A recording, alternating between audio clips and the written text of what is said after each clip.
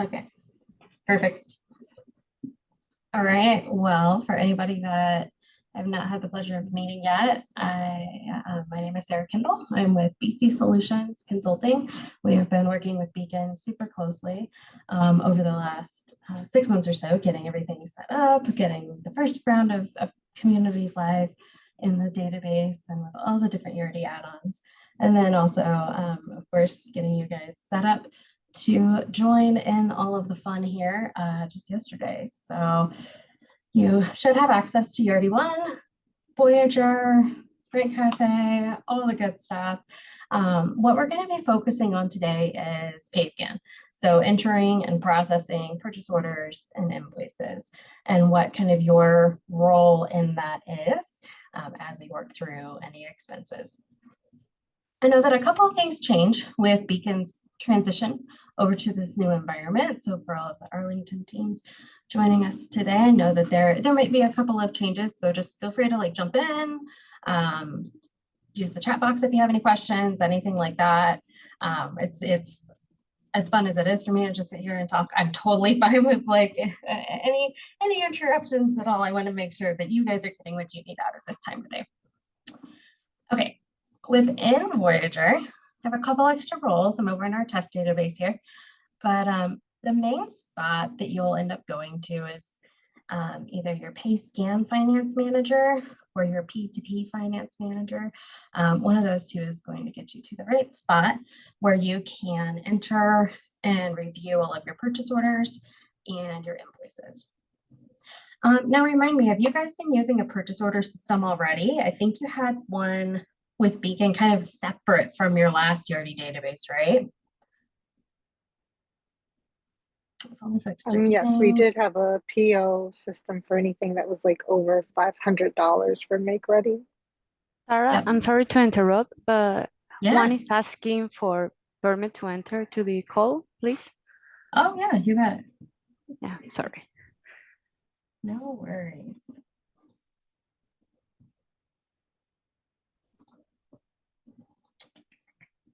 Perfect. Thank you so much for letting me know. Oh, and we've got Jessica as well. Perfect. Get everybody in here. And hey, Sarah, Juan, before. Oh, sorry, Jeff. Go for it. Oh, you're good. I just wanted to check. Jessica, are you able to hear now? Recording. Perfect.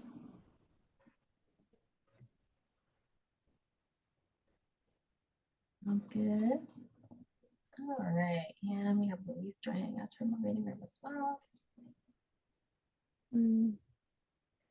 Popular spot to be.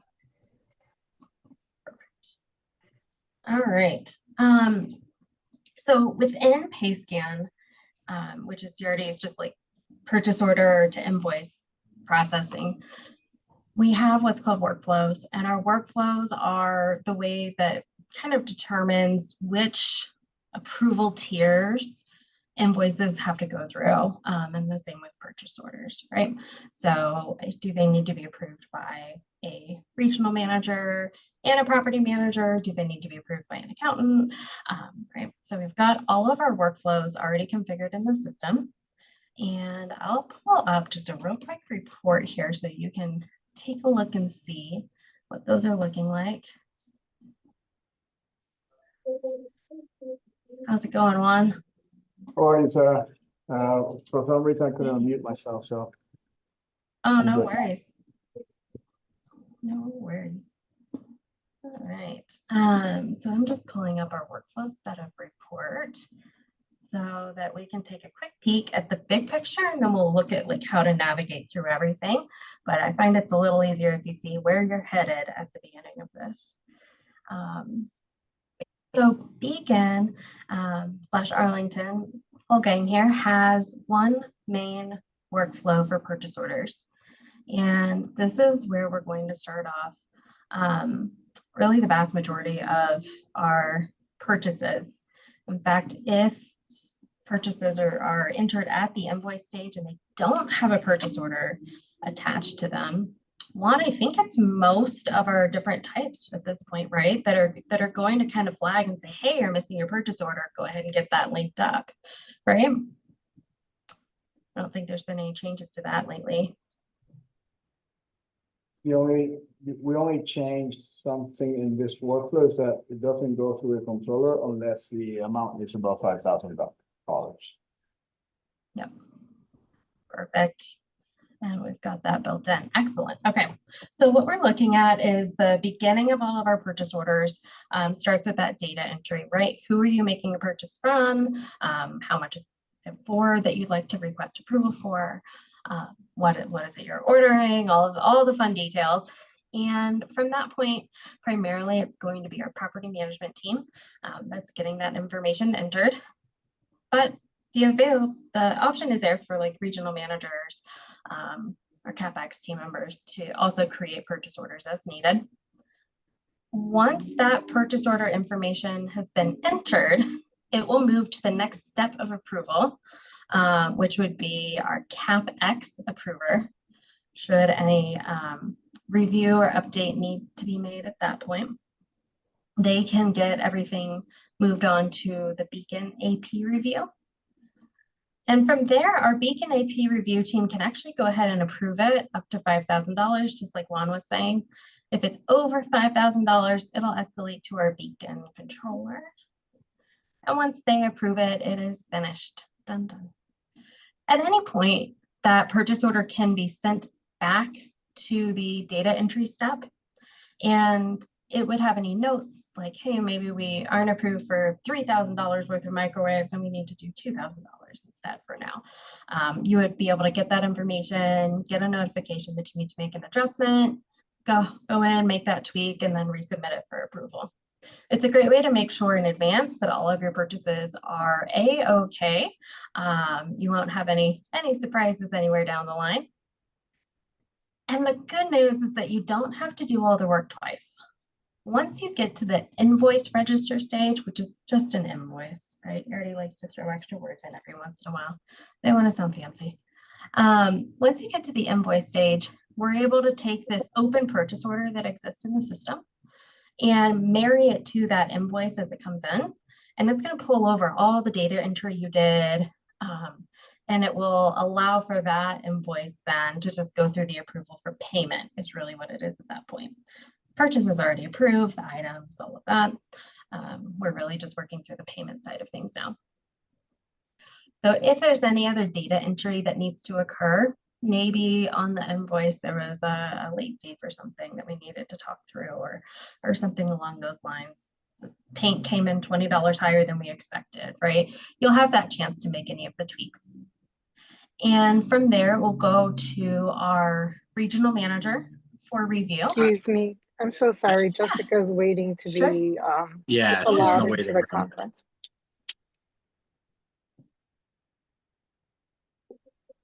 Oh, poor Jessica's had to join over and over. I'm so sorry. Let's see. All right, Jessica, I think we got you in now.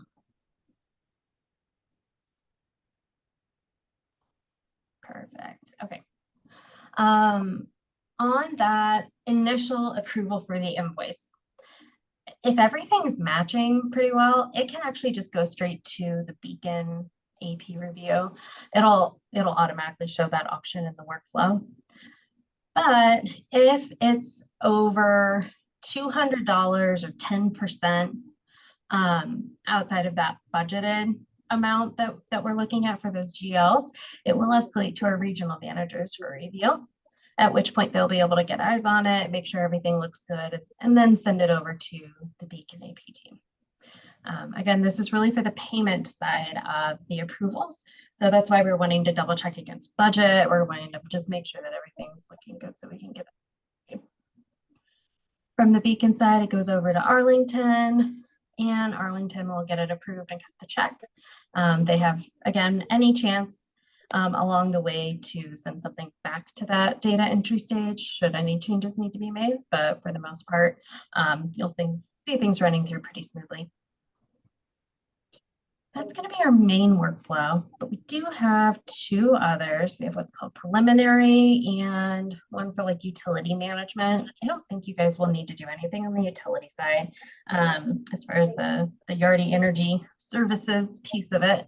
The preliminary one we'll talk about here in just a little bit as we get into the system. But any questions so far about kind of the overall hierarchy of the workflows and relationship between the purchase order and the invoice? Going once. The only thing I want to add on this, guys, Please. for the new team is the main difference from what we're currently doing is that the only expense types that require purchase order are rehab, ATC costs, capital improvements, and repair maintenance above $500. The first three, any amount is mandatory. For the repair maintenance, if it's $500, it's mandatory.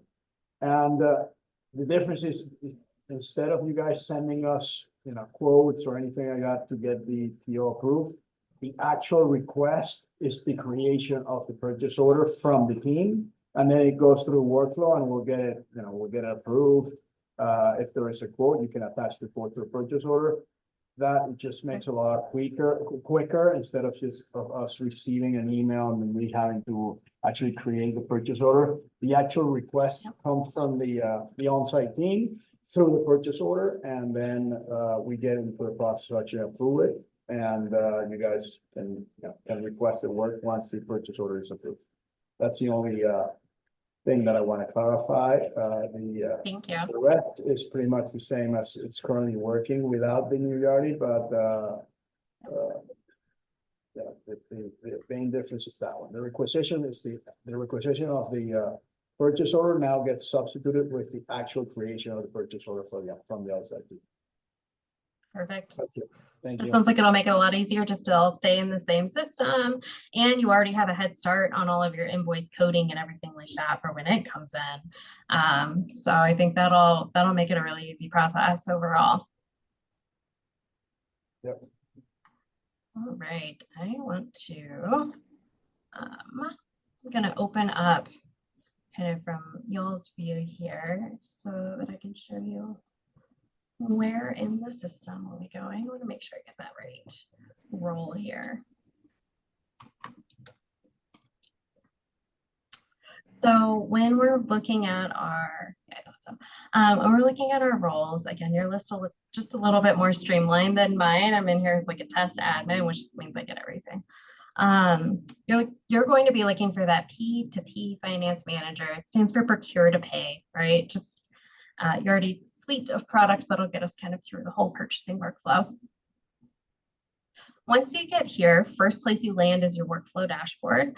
And your dashboards are really just an easy way to see what items are outstanding, where are they in the approval process, do I want to look at just things open for me, or are there any other users that I should see who need to approve something.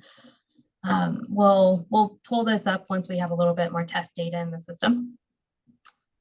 But your purchase order dashboard also will show the same thing, just slightly different filters. Again, we'll come back to this, just a little preview. But let's start at the beginning. From the left over here, we can select our purchase orders, and we can add a purchase order PO. And I will always have luck finding HD Supply. Any database, any company, always, right? That's like the one constant in property management, I think right now, is HD Supply. So some of the expense types that Juan was talking about here are listed over here on the left-hand side of the screen. And this is just which grouping or type of expense it is that we're looking to get approval for. So our rehab costs, capital improvements, which one of these you select is going to help determine like if that purchase order is going to be required, or if you were to just enter it at the invoice stage, if it'll let you move forward from there. We will generally be looking for our, let's see, I think you said turn cost, would be one that we wanted a purchase order for, right, Juan? Couldn't remember. off the top of my head. Current cost request. ATC, yeah. Request the PO, yeah. And something Yeah, okay, that cool. important to note with the expense type, you get act when you depending on the expense type you choose, there are certain GL accounts that you will be able to assign that cost to. So that's why the expense type has to be correct in order for you guys to actually be able to load later on or the purchase order assigned and the invoice assigned to that purchase order to a certain GL code. It depends on the expense type that you choose. Okay. Perfect. Yeah, and that'll actually help narrow things down too. So you're not having to go through like the whole chart of accounts to find which paint, right, one to choose or something like that. A couple of the biggest pieces on our purchase order here are, we have our description over on the left. Over on the right, we have the total that's going to auto default as we fill in our line items down below. And then we'll be able to see our workflow that we'll put this item into, and that's what's going to help move things forward for approval. Down at the bottom of the screen, this is where we can just start entering the details. If this is for a specific unit, we can select that unit here. I know you guys are already pros by now, so it works luckily the same way, where like if you see a gray box, you can select it to drill in, see what some of those extra options are. And then if you start typing in, you'll be able to find a drop down that'll kind of auto-populate some matches. But up here at the top of the screen, see where it says display type? I think this might just be because I'm in test. But if you ever start seeing some extra like boxes that really don't make sense or have any options, like we just saw with that item type, you can always switch your display type to the standard. And just a little bit, let's see. Yeah, test is a little feisty with me today, but that's okay. What should we order from HD Supply today? Ladders? I'm really short. I always need ladders. Someone was helping me like hang curtains or something one day, and he was like, yeah, I guess I do need a ladder to reach the top. I'm like, of course you do. What are you talking about? And I went to grab one. I was like, which size do you want? And he's like, ladders come in sizes. This guy's like 6'2", right? He's never had to like climb ladders much in his life, I guess. I'm like, I can't even imagine that, bro. Anyways, so we'll call this just some additional supplies. Magical training land here, so I'm just going to make up a little bit of the coding just to keep us going here. Sounds like something that you would use while you paint, that's for sure. All right, as we get our like price and all the other information entered, we can save this. Yeah, so. And it will help populate our total up here at the top. And see how it went ahead and saved this workflow step for us. So it's now showing that this is an open in process purchase order, but it is still at that data entry stage.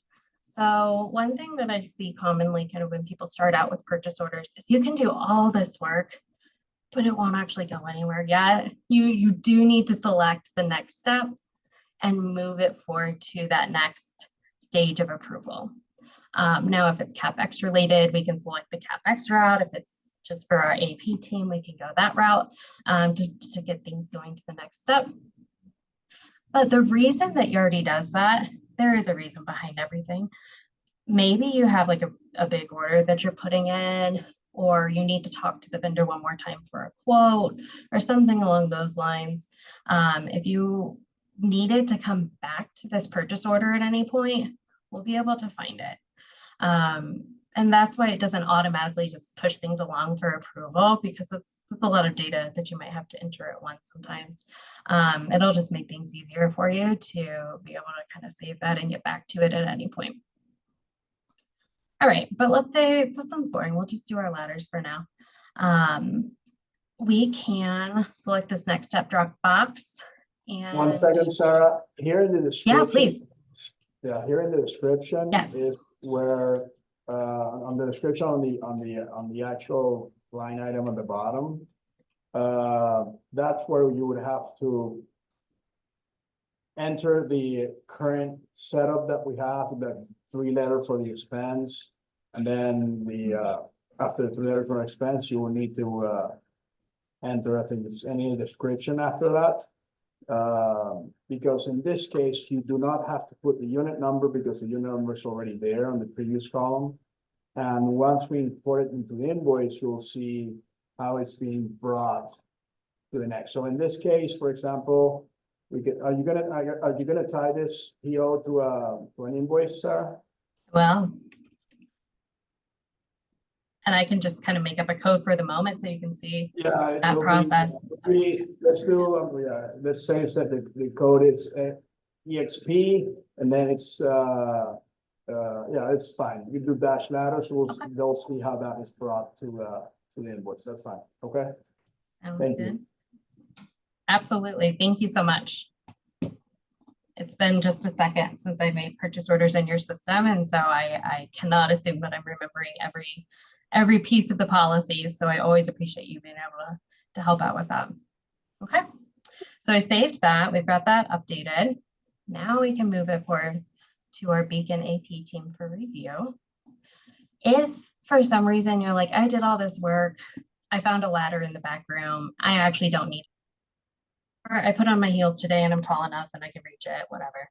You can delete this purchase order if it's one that you create, just no longer applies. More often than not, by the time you do all this work though, you need whatever it is you're asking for. So we'll go ahead and move it on to our next step here. If there's some extra notes that are just for the approver, we can.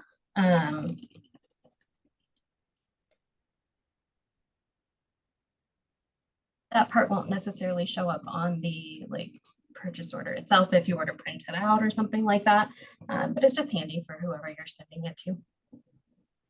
So once I clicked my next step, you'll see that it's in this current step of our Beacon AP review. I happen to be every level of approver because I'm in magical training land here. So I'm gonna pause for just a second and show you what it looks like if you ever need to go see where this item is in the workflow or in the process. All right, so let's say it's the next day. I wanna know if I can buy my ladders. You can go to your dashboards up here and PO dashboard.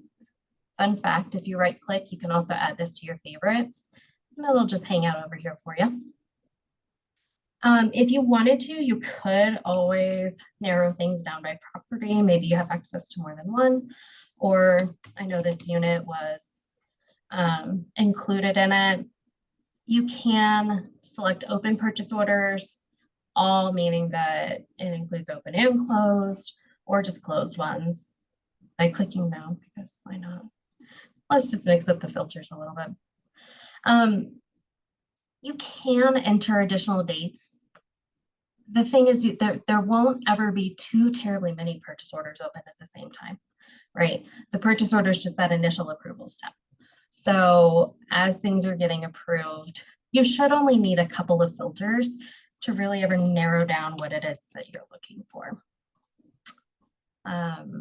Expense type, status is another good one if it's, it's pending approval.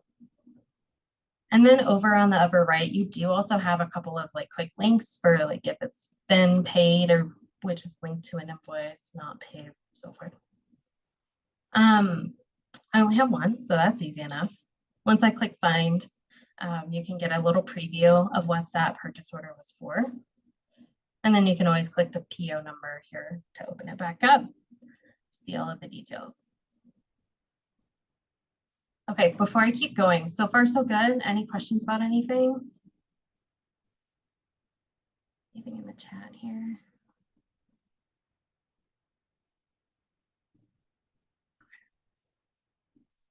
I don't see anything there. But if you do come up with anything, just, yeah, like I said, jump in. So if I'm looking at this as the Beacon AP reviewer now, I can go through, make sure that everything's in order. I can look at any attachments. So if you had a quote that you wanted to add to this, you could always do so up at the top under data reports. This part's through the whole time. And under attachments, I know you guys are familiar with this from the resident screen. It actually works the same way. You can just upload your image from your computer of the invoice, coincidental, or sorry, purchase order, maybe you have a quote, something like that. If you needed to, it would be here. So anybody who came after you to look at this item, they would be able to see that same attachment. If everything's looking good, I can move it forward to my controller approver. If it's not, I can return it to data entry. This one doesn't really exceed the threshold of approval that we normally have for like that $5,000. Ladders were cheap today. So I could also just mark it as approved, which I'm going to do for now so that I can show you the invoicing side of things. Now that this purchase order is approved, if you were the one who requested it, you'll get an email saying, hey, it's approved, go spend your money, have fun. You'll also see that status update here if you ever look at your purchase order dashboard and you wanted to see something that was approved. It's going to stay in this approved status until it's fully paid. It'll just hang out for you, so you'll always be able to find it. All right, fast forward a little bit, went to Home Depot, got my ladders, have my invoice. There's a couple different ways that I can import that. Sometimes this part gets mad at me in tests, so just bear with me for a second. But I'm gonna try here. It's under invoices and import invoice. This is gonna be the main one you'll use. And this lets you open a PDF from your computer.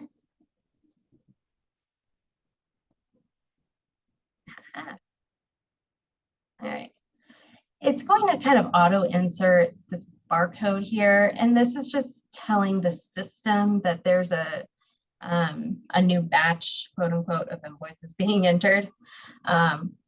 This is the fake invoice I have on my computer. My crazy cat lady persona is like really getting out of hand, y'all. I gotta work on this. This is getting a little much. But whatever, we'll roll with it today. You can click through your links over on the right to kind of glance through the invoices, make sure everything's scanned the way you wanted. You can also do multiple. So if I have several invoices, it's just going to insert this like little separator barcode. That way, if an invoice is multiple pages, it's going to include like the front, the back, right? Page 1, 2, 3, 4, whatever, before it does that next barcode. So it separates it into a separate invoice number altogether. You can enter your minimal like payee or payment info about this invoice here. It does make it a little bit easier to find. This cat definitely looks like he works for your HD supplier. So I'm just going to enter the information for this batch and we'll add our invoice date in a minute. If you're really ahead of things, you can also grab your purchase order here and link it all together. There's a lot of ways you can really save yourself time through this process. All right. I'm just going to enter some minimal information for the moment. Once everything looks good, we can select import batch. And this is what creates it as an invoice in the system until it gets really angry with you because you're in a test database, which is sad, but we're just going to pretend. I'm going to hop over and make an invoice without an image real fast. You shouldn't have to do it this way. But bear with me just so I can have something to show you guys. A lot of these fields are actually going to be pretty similar to what we'll see filled out in the future.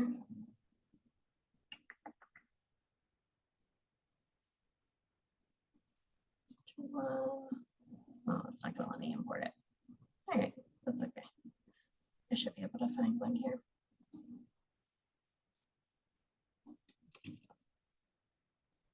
Yep. Perfect. Okay.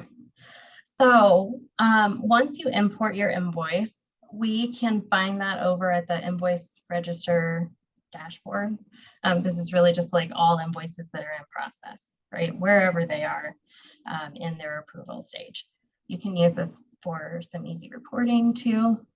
But we're at this stage now where we're going to take the purchase order that we already had approved. We're going to take the new invoice that came in for those items, marry them together so that we can get all the approvals, all the details, all the notes and descriptions and GL coding pulled into the invoice and just make life easier.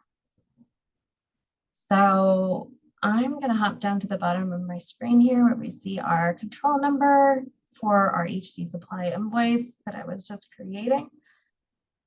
Perfect. In a perfect world, when you open this, you'll actually see the image kind of pop up that you can look at while you enter any details of the invoice.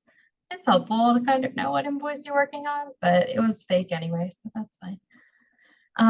This is where the magic happens though, is this PO link up at the top or down near the bottom, where we get to view our purchase orders that are open. It's always based on vendor though. So first thing first, make sure that your vendor's entered because it's only ever looking for purchase orders associated with that vendor for the property or properties that you have access to. So clicking it up at the top gives you just kind of a list with the brief description. Clicking it down at the bottom in this view POs button, I like this one better just because it gives me more options. I'm that person, I like having my options. You can narrow things down by expense type, like HD supplies, huge order, everything from there. So could be all kinds of stuff. We can do any post month or dates or anything like that that we needed to, but I'm just gonna hit submit to see what we have.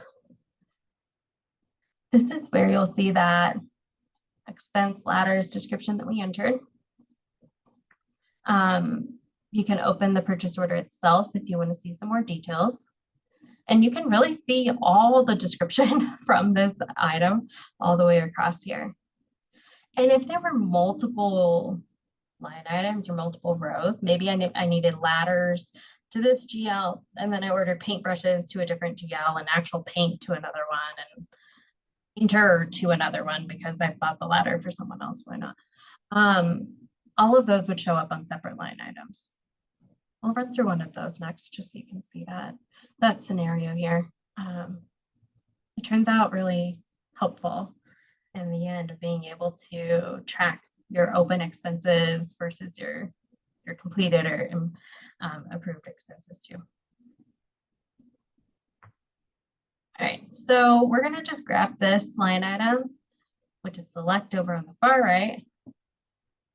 We'll hit load. And this is where saw the screen refresh pretty quickly and it just pulled in all that line item data down at the bottom of my screen. All the way across, including the link to the actual purchase order. And you'll remember Juan mentioned a minute ago about the unit number. So the unit number had its own column on that last section. Here, it automatically pulled that unit number into my notes along with my description. So it's going to pull all that data in together, even if there's not like a perfect fit or column for it. It's not wasting any of the work that you've done previously.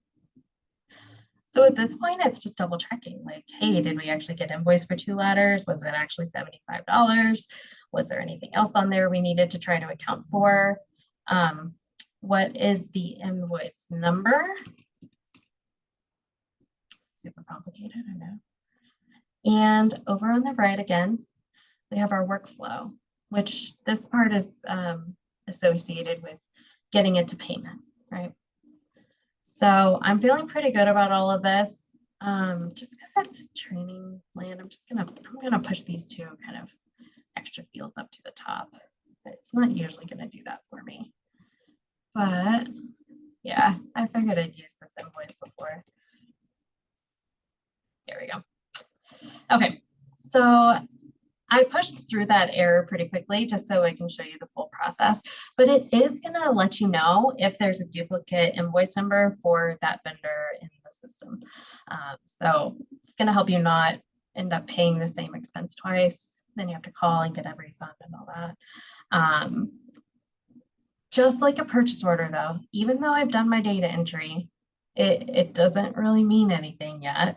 Nobody else is being asked for approval on this until I click my next step and move it to my regional manager approval or that Beacon AP review if it's in the right thresholds, right? And I can click save, and that's what's going to actually update it to that end process because that approval part is in process now. At this point, it's going to work through the rest of the approvals.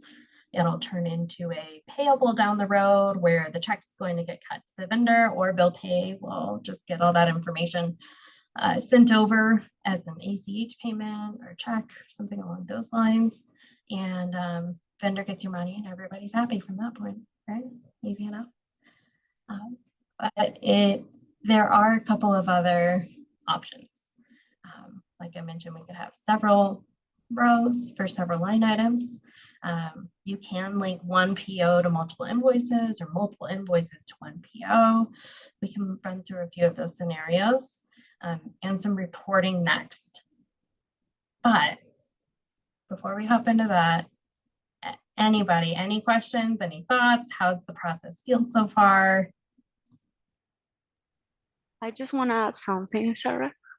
Please. Just letting know everyone that we're going to be sending an email with the description that, or the form that you have to create the description, because we create a unique form. So it's easy for us to allocate the units or the type spans and all of that. So we're going to be explaining to you the correct way to create the descriptions. And the thing that you mentioned, Sarah, about the several line items that you can create on the same PO, that's really important, especially on ATC POs. Yeah, if you have the same vendor for painting, I don't know, you can create several line items with each unit on the same PO. So it's easy for you and you have all control in just one PO. Sounds good. Let's actually just run and do that real fast. I'll go through the quick version of this process, just because you'll see once you get a few under your belts, it moves pretty quickly. But while I start adding this in, anybody else please hop in if you've got other questions. I appreciate the information.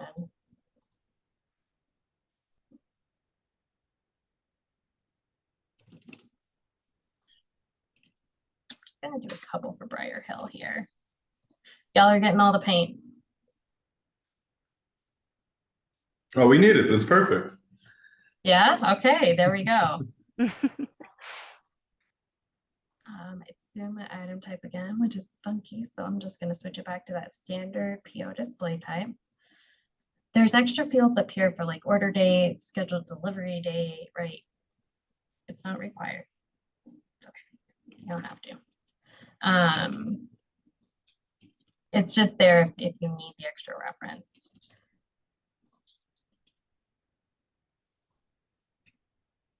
I thought I was remembering enough unit numbers at once, but I was so close. Okay. So let's call it like what, PAI for paint? I don't know, ATC, per apartment turn cost. I'm trying to guess your like unique coding for it. It's probably not gonna. Let me send it over the chat so you can use it. Thank you. Let me I appreciate it.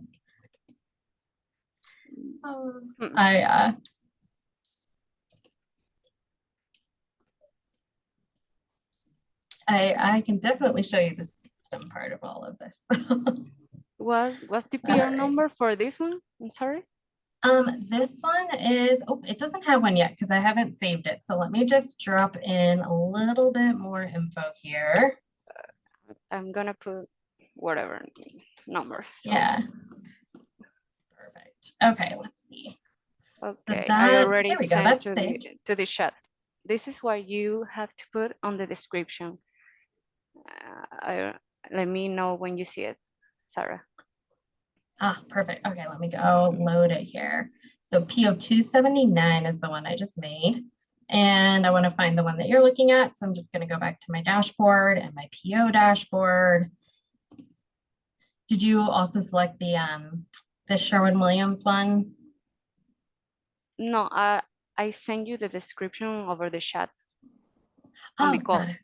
Yeah, Sorry. no, I wasn't creating I'm over anything. here trying to pull up my email on the side, like making it way more complicated than it needs to be. All right. So my purchase orders, I don't have too many open right now, so that's great. I'm gonna grab that Sherwin-Williams one again. Got it. Okay, So and here's the instead of description that she 246, typed in. exactly. Yep. No, it should be the PO number, no the unit number. Got it. Mhm. Got it. 279. Because Beautiful, once you you know that have unit number. the invoice, it will drag the unit number to the description. Perfect. But Mhm. guys, actually this- when we're creating a purchase order, do we have a PO number or does it need to be saved first? Because how do we put a PO number in there if we don't have a PO number while we're creating it? Yeah. Well, usually it pops up right away. It's strange to me that it wasn't appearing. At the So beginning, usually- yeah. It usually gives you the PO number when you When you initiate start it. it. If Yes. you have it, then no problem. We can add it there. It's fine. Mhm. Okay. Sorry for that. Go ahead, guys. No worries. If it's ever not showing up, just like it did for me, because every once in a while, you already just gets real excited about things and decides to skip a step, right? You can just hit save and it'll pop up just like I did today. So, all right. I'm just gonna make the rest of this pretty easy. Maybe let's just make one of them a little more expensive. Maybe there's an extra bathroom or something. Those spontaneous bathrooms that just pop up in units. I don't know. So I'm missing one thing here. What am I missing?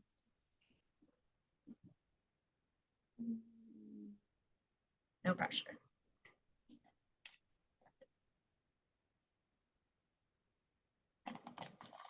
The One last description. piece to make this. Yeah, you got it. Perfect. One last piece to make it a perfect PO.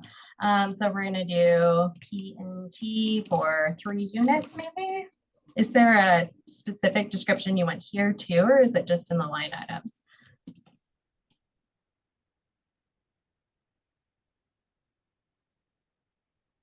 Okay. For now, I'm just gonna put that so that I know what I've Do we need got. something there? Specific, or it can be general? No, it's not necessary. Yeah, it can be general. Okay. The most important part is just the line item, description in the line Yes. item. Perfect. Thank Sounds good. Then I'm gonna go ahead and kick this to my next step. For now, I'm gonna skip a step just for training's sake, so you guys don't have to watch me click through every approval. Now I'm at my Beacon AP review. If I needed to pull this up anywhere else, it'll show that it's an in process, means it's not approved, can't spend my money yet. Only once it gets to this final approved stage, can I go spend the money. But then I know there won't be any issues with the invoice, which is always nice. All right, so now I've got 3 separate line items, 1 purchase order. What happens when the vendor does not always invoice me exactly the way that I've created my purchase orders? That is a-okay, because it unfortunately happens all the time. I'm gonna have to take this second version of the invoice creation real fast, so bear with me. But normally you would go to that import invoice, grab the images that you have, get that uploaded, and it'll let you kind of move forward from there a little bit more quickly. But at the moment, because I'm in magical training land, it's not gonna let me do that. So let's say I get 2 invoices for these 3 items. It's the fastest math I've done in my head, like months. But I'm glad it happened during training. Training is usually when like half the brain decides not to work for me, which is pretty sad, but no, we're good today. All right, so I put in a couple of invoices here. All open invoices can be found on my invoice register dashboard, right up here at the top. And let's just look for Briar Hill, since I'm picking on y'all. You said you like the paint anyway, so I hope you meant it. And my open badges here. Let's see. What am I missing? So what I just did, I started with Briar Hill here, right? And I wanted to see what matched the property and the payee, which is Sherwin-Williams. The answer was nothing. But the only reason that nothing showed up is because when I entered these 2 invoices really fast, I never put the property in there. So you already, I mean, it's smart, right? But it's not smart enough to assume to know which property you mean when you enter an invoice, unless you put that property info in there, right? So it might just be hanging out here for Sherwin-Williams. The fact that this whole catch-all exists is why we have that extra warning for any duplicate invoices, because it's super possible, like you'll get interrupted all day, right? You'll be halfway through entering an invoice, you got to go tour an apartment, next thing you know, a unit's flooded, like then you get someone signing their lease and moving it. You have a lot going on. So if you ever have to like get the invoice in and come back to it, you can find it. Chances are it's in there already. Just remember, play with your filters here a little bit. The more specific you get, the less results you'll get, which is good when you're looking for one thing in particular, but a little rough if you need to pick up where you left off. So just keep that in mind. It'll end up being helpful down the road. All right. So I'm going to pick the second one that I have, $575. I don't have any of my typical like line item info in here. So I'm going to use my fancy PO picker. Really wish they had called it that. Way more fun to say. I can see everything that's open for Sherwin-Williams. When I click submit, again, it's going to pull in all my line items. And this is where I want to link 2 line items to 1 invoice. Even though they're all from the same purchase order, it's going to let us do that. So if I scroll over to the very far right, let's say that they only sent us the invoice for unit like 502 and 706 together. Why? I don't know. Vendors don't always make sense, right? So I can leave this top one unchecked. We can use that on a later invoice. But for now, we'll be able to take these 2 purchase orders and get them loaded into this invoice so that we don't have to go through and do any of that coding from scratch. It also has put the PO number in our line item here. And if you ever did need to look at it and say, hey, am I over my quote? You can get back to that attachment, right? If there's any other changes that need to be made, you can. Most of your like GL, like for cash accounts and things, that's going to default once you hit save. See how it filled in for me here. That's how it's supposed to look. And you'll just want to double check before you go on that your invoice number matches, your total dollar amount matches. It should be the sum of your line items, right? It makes sense, but it's worth saying because someone's going to get an error message about it, right? Just trying to get y'all ready for anything that comes up. Do you have your notes in? That description already popped up. Everything here is looking pretty good to go. So I need to actually submit this to get approved for payment. I want to get it from data entry onto my regional if it's over budget, or my Beacon AP review. if it's not. And once I hit save, kick to them, it's in process, and it is on its way to becoming a payable. Generally speaking, you'll stop at that point, but I like to change hats and get everything approved. One fun, do we have anybody on the AP team here? I just want to, because I can give you a fun fact that you'll run into also. I just didn't get a chance to look. Yes, I'm here. Yes, Well, okay, from the perfect. Beacon AP team. Hey, no worries. AP's AP, right? Like you know what's going on with it all. So in this case, I can't approve it.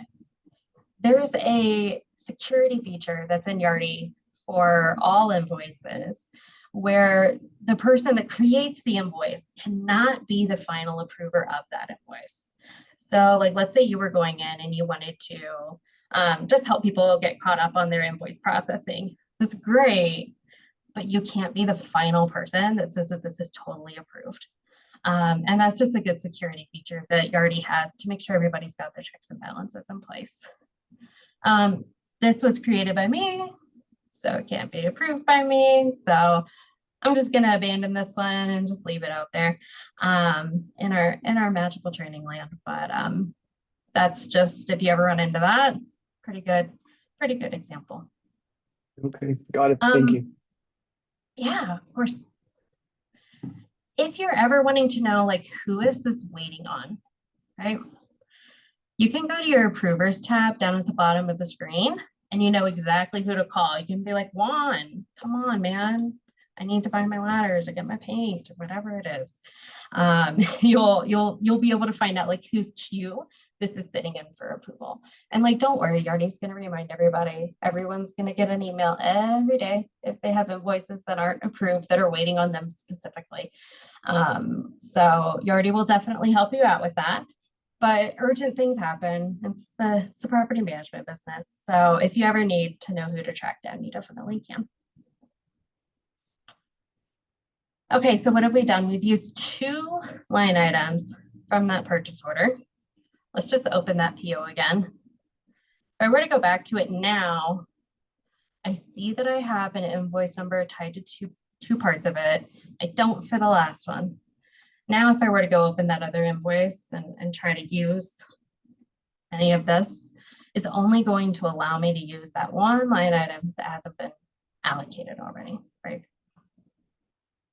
But that's a good way to be able to kind of group. You can still order multiple things at once, even if you know the vendor's going to invoice separate, or vice versa. You can order your separate purchase orders even if the vendor's going to invoice it all together.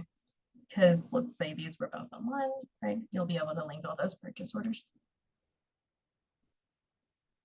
One, have you guys been using that budget comparison report? Because that was one of the main things I wanted to hop in and show just before we wrap up for the day. What was the question again? Sorry, Sarah. Yeah, have you guys been using that budget comparison report that shows kind of your open PO amount? We use it on site. We do use the perfect. budget comparison report on site. Perfect. Okay. But you're talking about just for open POs though, right, Sarah? It does a few things for us. So yeah, let's take a peek.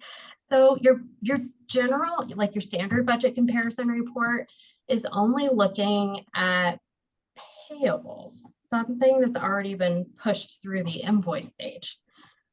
But you can really use your purchase order data like to its fullest extent by using the budget comparison report that's found here in your PCM. This budget comparison, I think, is different to the one that you're mentioning, Kathy, because this one has, yeah, you'll see when Sarah shows you, you'll see the actual spend plus whatever open purchase orders you have left to actually get to a number. So you'll know how much you are eventually going to incur in expense because it has the actual expense and all open purchase orders in a separate, yeah. Okay. Got it. You're teaching the next one, Juan. You've got this. Show me the way, Sarah. Show me the way. So it's a bit different, but it's, you know, I think it's It is. got a lot of more information, and that's what, that's what we always we all wanna have in front of us. All the expenses are coming up, and we didn't have that before, we'll have it now. So now And this is where like sorry, and all that extra work for POs I'm so, comes in handy. Oh, go for it. so Yeah, sorry. you're good. You're good. I just have a quick question. So Juan, when we do our weekly reports for Louis, is it going to be different reporting that he's going to ask for? For Luis, well, right now, Mhm. we're not changing anything else, just to not overburden yourself with the transition. Eventually, we'll get to this, but we're not using this report yet. We will later on in the future. Okay. Right now, stay to what you're used to and the rest of the stuff, and we'll eventually transition to the rest. But right now, Okay. we just want you to see this, just to show you the capability, but we're not asking that yet, okay? Okay. Okay. Yep. Thank you guys. Got to Stay pace with those changes what out, you- right? This changing databases is enough. Correct. Yep. So I'm just gonna pull this with some simple filters. And yeah, once we get to the point where you guys are using this a lot, we'll dive into it more. But the moral of the story is, yep, it's gonna pull in all of your open purchase orders because we know we want to spend that money or know that it's approved.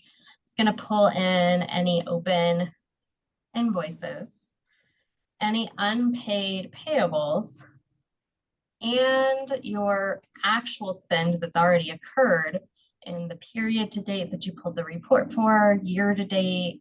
It'll compare that to your budget for the year, and it'll include all your variances. So your reporting is going to get a real big upgrade by having all of this data available to you here at once. And you can click into the like open POs and see exactly what it is. Even a good way to know like which vendors you want to go back and call and get an invoice if maybe they just haven't sent it to you yet. It really just is going to help streamline things. So I know initially the extra like data entry for purchase orders, it can definitely seem like a lot, but it's building towards a lot of extra functionality for you guys. It's going to make life easier all in all. Especially you can use it in the invoice already. So you're already going to save a little bit of time there. Excuse me, Zara, can you explain real quick how the change order works? Because like I Yes, know how great it works, catch. but like for the other people, because Yep. in some of the cases that there's a PO that it's for an X amount, and then if it's greater than 10% or greater than $200, then in the Arlington AP step, they're not going to be able to approve it, right? So they need to like do a change order and everything. So can you explain that real quick, please? Absolutely. So a change order is inherently the same thing as a purchase order, but what it is it's tied to that original record. So let's go back to the latter example here. I'm gonna hop back to my like open purchase orders. I think that one's still gonna be available for me. No, I forgot the vendor code already. I know it was HD Supply though. Here we go. All right, so let's say that this purchase order, I had put it in for 2 ladders at $75 each. And lo and behold, they're like $900 each because I got fancy ladders, I don't know. You can get to this change order button down at the bottom of the screen. And this is what's going to let you make that adjustment. So I want to enter my same data. I think this was the unit. I could be wrong.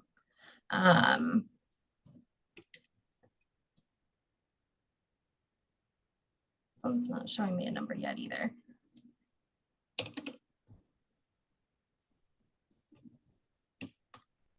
So it's going to be the, what is that, the difference? And yeah, I already used the quick math in my head function in my brain earlier, so it's gone now. So I'm just gonna save that for the purpose of showing you everything. It'll give me my change order number, 280. There we go. Apparently my ability to spell also went away. That's kind of sad. All right. Now if I were to look up at the top here, see how it says parent PO? This is the difference between like a change order and just like a standard purchase order, is it just ties it together with another one. So you're able to link both of these together. Doesn't really change how you process them from here out. It just lets you see, oh yeah, this is the addition to that last ladder order because Sarah's crazy and ordered expensive ladders, right? Maybe you have all your attachments on the parent one and you just needed to be able to get back to it quickly to see it. That's the difference. It'll give you that link. But as long as I move it forward for my next step on approval, even if I didn't, I'd be able to find that back here on my PO dashboard and see how it'll just kind of show up the same as any other item. It'll work the same way on the invoice level. That was a really quick version of change orders. Does that make sense? Did I cover enough on it? Does that feel good?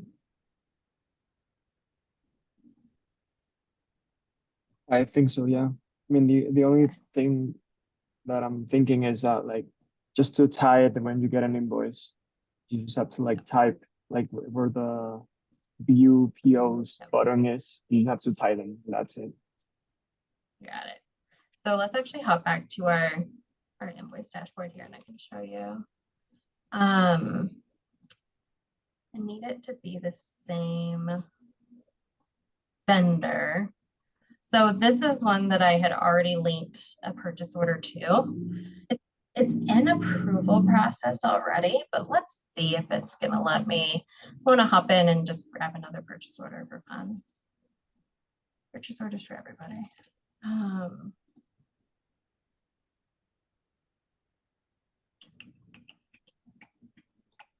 No, it's just showing the one that I had already done, right? Yeah, it is. So if this was like still open, not in this AP review part, actually we'll send it back to data entry.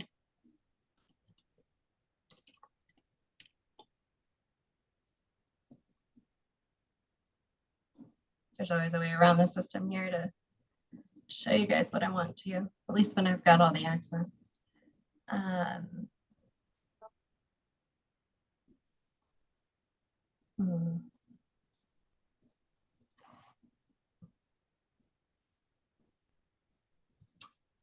Moral of the story is it would normally show here for you to be able to select the other line item for it. Maybe it's because the change order wasn't approved, or did you approve it? Good catch. See, this is why training is a group activity. I bet nobody warned you that before you joined the call. So you're right. It is only showing approved purchase orders here. So that's a great thing to note. If you're ever running into what I am, where you're like totally expecting to see more, when you go to code your invoices, chances are your PO wasn't approved. And then you'll probably want to ask yourself why that expense made it through without the PO being approved. But definitely why it wouldn't show on this part of the screen. So you're right. But yeah, it'll just show as the separate line items. You'll be able to select them, load them, and you'll be on your merry way. I did see the question of, is the video going to be shared? Definitely, we'll send it out. You can hear me ramble as many times as you want. Then is there a PDF step-by-step document? I don't know that we have a full step-by-step made for Wellington teams at this point.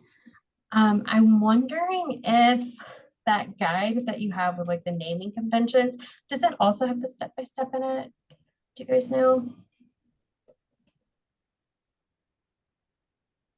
If not one, we can always partner to make a resource, and BC Solutions is happy to help with that side of it too.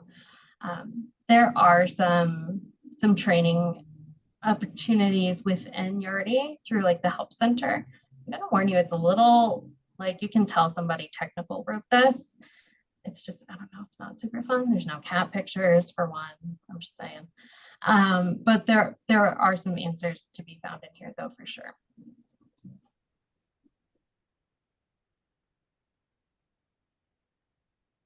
Right.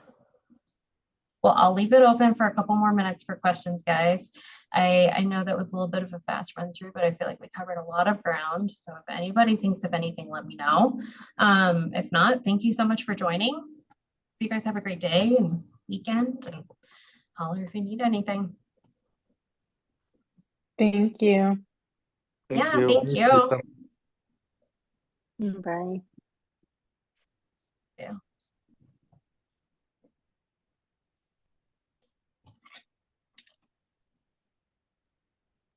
Thanks, Sarah. Ooh. How are you?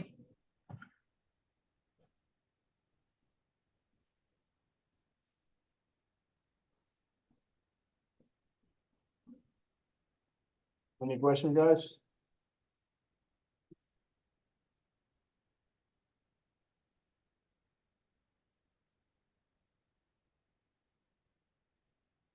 All right. Okay, that's it. Well, I'll go ahead and close it out. But yeah, you guys know where to find me if you need anything.